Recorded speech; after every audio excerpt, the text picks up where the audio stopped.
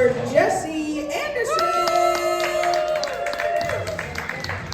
Keep it going for Jesse. Hello, everyone. It's October of 2024. You know, there's big things coming up pretty soon. And I don't want to, jump to the punch, but there's one question that we've all got on our minds, and I know it's the one that scares us all. Like, what if it's not the way that I think? So today, I'm going to use some comedy to ease that tension. I'm going to tell you what I, a 20-year-old white man, have to say about it. America is desperate to know who is the author of Drive Sober or Get Pulled Over. Is it just one guy who's at the DMV, like, keeled over his desk, pulling his hair out? One day he runs into the boss's office, he's like, "I've got it. I was up all night, but I finally got it. Click it or ticket." It's crazy to me that we don't know who wrote it. Like, if I was the genius behind highway safety signs, that would be my only personality trait. That's my welcome mat, my mailbox, my lawn sign. In this house, we drive 55 and arrive alive.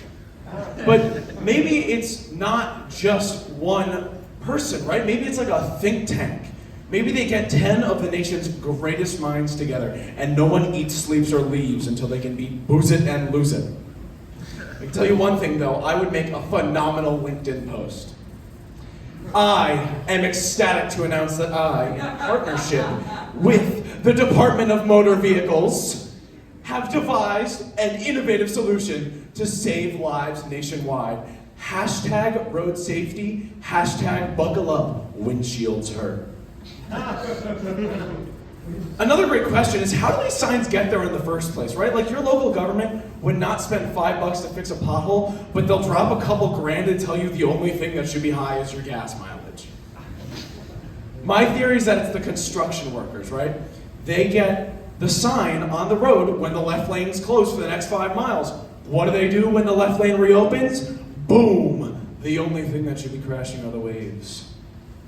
Now, how effective are these signs, right? Like, no one surely believes that they're saving lives. Like, I can't imagine someone driving high and going, "Oh, drive high and you might die."